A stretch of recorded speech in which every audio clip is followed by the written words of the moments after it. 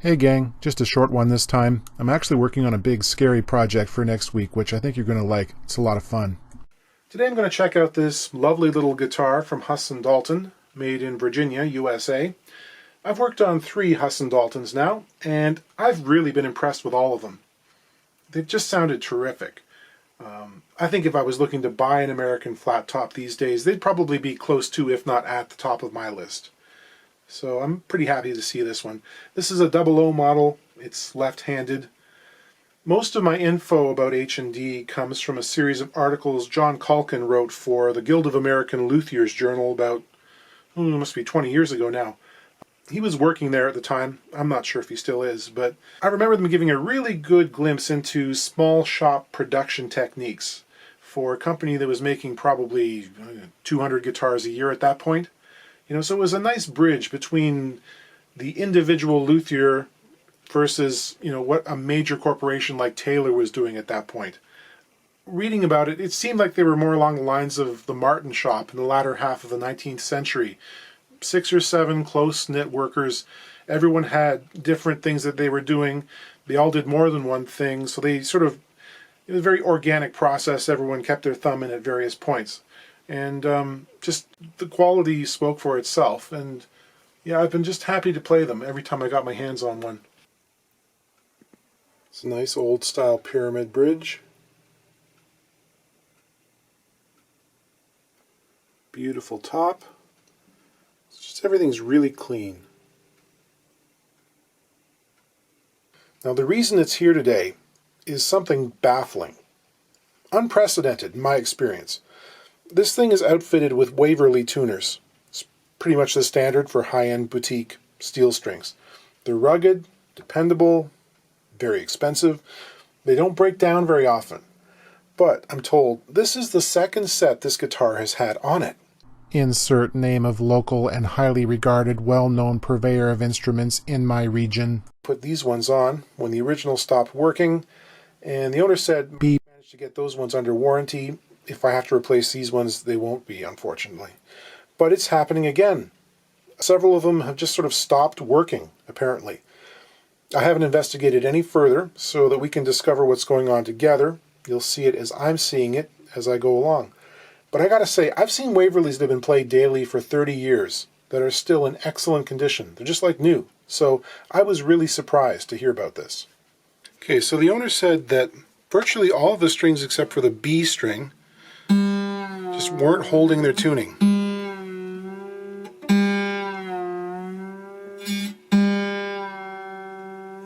Yeah, so the B string works fine. Whoa, okay. So the E string will go down, but it won't go up.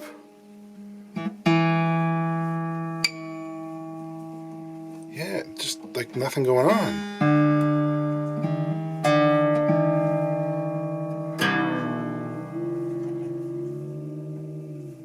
A string seems to work. Yeah, so they go down but not up. I think I know what's happening. Upon initial inspection, the first thing that I notice is that the center line on these screws, or the points on the tuners, does not really line up here. You can see this one is below this one, and same here, this is below here. Yeah, this one seems particularly angled. Yeah, that shouldn't be. So we might need to tighten those up a bit. They do tend to want to rotate forward under string tension if, yeah, that's kind of loose in a lot of ways. The other thing, perhaps the main thing, is when I'm turning this, there's no movement at all in the screw. There's no binding that's going on between these parts here. This is a stainless steel worm.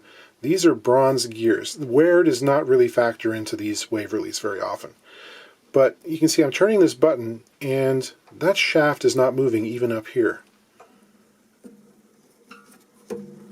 Yeah, there's the problem. These buttons are loose on the shaft. You can twist these forever and it's not going to turn that.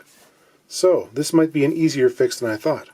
On guitars like this with nice hand-fitted wood bridge pins, I like to make sure they go back into the guitar in the same order they came out. So I've got a little block here to keep them organized.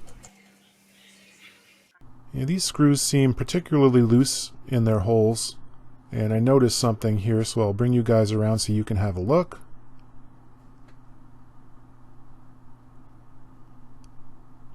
Seems like there's a little wood shaving or something that was put in the slot with the screw to prevent it from stripping out.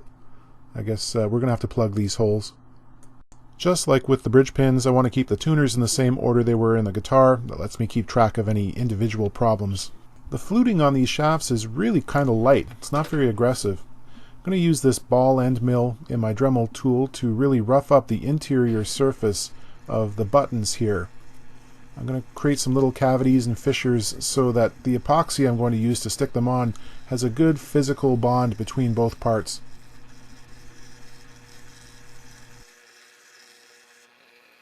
Well folks, I'm going full Julian Baumgartner here. I made my own Q-tip. I'm using alcohol to fully degrease everything to make sure that there's the best chance possible for the epoxy to stay stuck. And you can see that I filed some extra grooves along the top of the shaft there so that it's a bit more rough and hopefully a better bond will ensue. For the buttons that weren't loose, I'm adding just a little bit of thin super glue in there as well as a protective measure, some added insurance just in case. The epoxy I'm using is strong stuff and I don't want it to get anywhere it shouldn't be, so I'm wrapping the workings of the tuner with some cling film here just to protect it. I'll use some paste wax on the exposed area of the shaft as well. This epoxy was actually designed for use in holding the heads onto golf clubs, so you know it can withstand a certain amount of stress. This is ProFix from Brampton Industries, not a sponsor. I like it though, it's good stuff. As always, you want to make sure you really mix this stuff up well before applying. Follow the bottle directions. Different epoxies require different stir times. I want to apply the epoxy inside the tuner rather than around the shaft. That way when you introduce the two parts to each other, the epoxy doesn't get scraped off by the rim of the hole and cause a big glob around the entrance. I'm going to make some tapered mahogany plugs using this pencil sharpener. I'm going to glue those in place. You've seen me do this a lot lately. Snip them off, let them dry, and then pair them flush.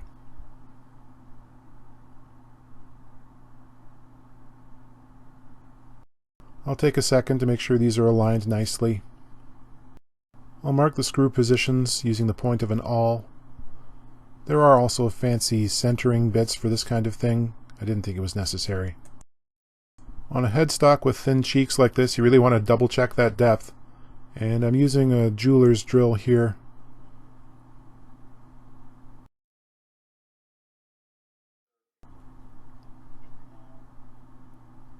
That's a nice positive fit. Feels good. I'll lubricate these with just a tiny drop of 3-in-1 machinist's oil. Doesn't take much. Time for everyone's favorite job, restringing a slotted headstock. So I use the distance between tuner shafts as a gauge, go past it one of those lengths, and create a nice hard right angle bend in the string. And I'll snip that off, leaving enough to go through the tuner, usually about 3/8 of an inch or so. Maybe a little bit long in this case, but it's okay. That gives me a good firm anchor point for the end of the string and enough length to go around it, the requisite number of turns. I want at least one full turn on either side of that protruding nub that's left when the string goes through the tuner. One of the nice things about Huss & Dalton is when they go and do a slotted headstock like this, they make those slots nice and generous. These wide lanes, they're so luxurious. On some of the early guitars, they get so narrow that you can't get a finger in there, and when you're trying to take the strings off, it gets to be a real hassle. Another subtlety. You can see that on these outside E strings, I put one winding on this side, where the string emerges from the post, and subsequent windings go inward towards the headstock. The other strings are just the opposite. The last winding comes off the post on the side away from center. That gives you good clearance in this area. The E strings pass underneath the others, and especially on those guitars with the narrow slots, it keeps those outside E's from rubbing against the edge of the slot on its way up to the nut in this area.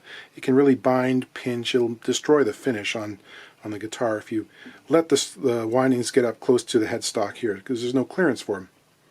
So these are functioning fine now. They tune great. It's really buttery and feels like a Waverly. So I think we've salvaged them. Feel pretty good about that. I'll play a little bit in Dadgad here. Obviously, again, this is another left-handed guitar in the hands of me, a righty, so they're going to be upside down. And yes, I am wearing the same shirt that you saw in the last video because this is being filmed on the same day.